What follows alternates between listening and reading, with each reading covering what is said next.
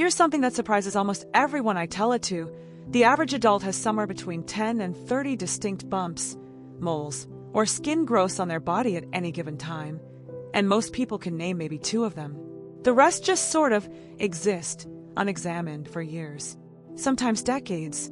So today we're talking about lumps and bumps on your skin, what they actually are, which ones are basically harmless roommates you'll have for life, and which ones are quietly worth a phone call to your doctor. I'm going to walk through 5 of the most common types people ask me about, and at the end, I've got a simple at-home check, one that takes less than 60 seconds, that can help you decide whether something's worth getting looked at.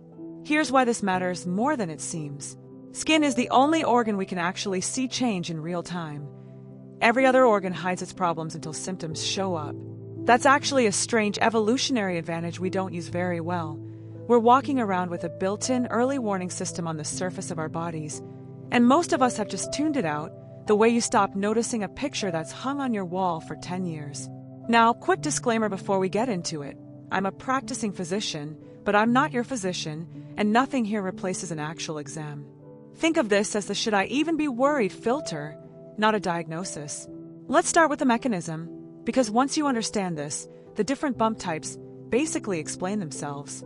Your skin has layers, and bumps form in one of a few ways. Cells multiplying where they shouldn't, a duct or gland getting blocked and backing up like a clogged pipe, or a fluid and tissue pooling under the surface. That's really it. Almost every common skin lump is one of those 3 things happening in a different layer, at a different depth, for a different reason. First, moles or nevi.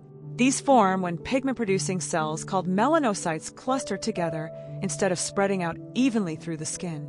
Most people develop new ones through their 20s and 30s as sun exposure accumulates, and research suggests the vast majority, something like 99%, stay completely benign for life. The practical texture here is that most of us have a mole we've genuinely forgotten exists until we catch it in a mirror at a weird angle. The takeaway, moles themselves aren't the concern, changes. A mole that's stable for years is doing exactly what it's supposed to do.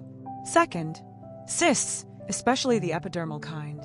These happen when skin cells that should shed off the surface instead get trapped underneath and form a little sac, slowly filling with keratin, which is the same protein that makes up your hair and nails. It's essentially your skin trying to shed in the wrong direction. They're usually smooth, mobile under the finger, and slow-growing over months or years. Here's the myth bust. People assume any lump that moves under the skin is automatically fine, but mobility is just one clue among several, not a green light on its own. Takeaway: if a cyst suddenly gets red, tender, or grows fast, that's usually inflammation or infection, not malignancy, but it still deserves a look. Third, lipomas. These are soft, fatty growths just under the skin, made of ordinary fat cells that have clustered into a defined pocket instead of spreading through the normal fat layer. They're doughy, they usually slide easily under your fingers, and they tend to run in families. There does seem to be a genetic thread here that we don't fully understand yet. Evidence suggests lipomas are almost always harmless, though I'll be honest, if one grows unusually fast or feels firm rather than soft, that's the exception worth checking, because it can occasionally signal something else. Fourth, skin tags, or acrocordons.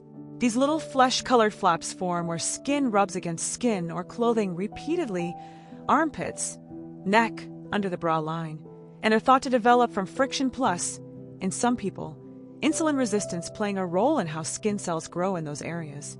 That's the human moment right there. They show up in the exact spots that annoy you most, catching on necklaces or collars. Takeaway: they're cosmetic, not medical, in the overwhelming majority of cases.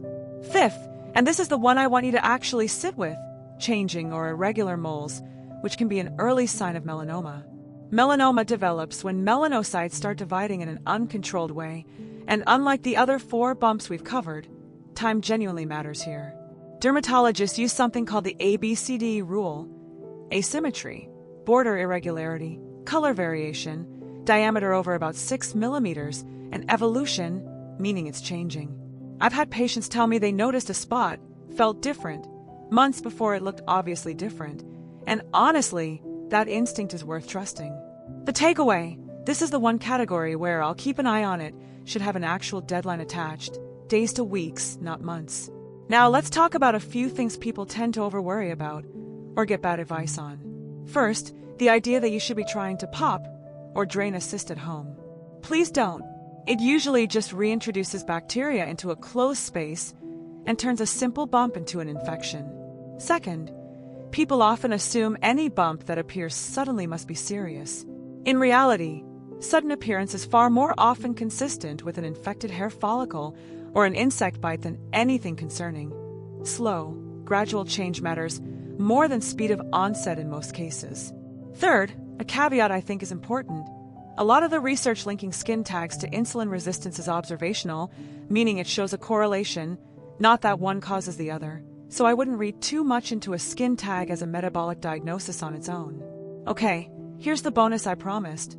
There's a simple self-check dermatologists actually teach patients, and it's worth doing once a month, in good lighting, ideally after a shower. You're looking at your skin systematically: scalp, behind the ears, torso front and back, arms including the undersides, legs, and yes, the soles of the feet in between the toes, because melanoma can show up in places that never see the sun. The mechanism behind why this works is straightforward. You're not trying to diagnose anything yourself, you're just building a baseline, so that change, which is the single most useful piece of information in all of this, becomes obvious to you instead of invisible. Takeaway: the goal isn't to become an amateur dermatologist. It's to notice difference and let a professional interpret it. I hope this was helpful. Stay healthy, and I'll see you in the next one.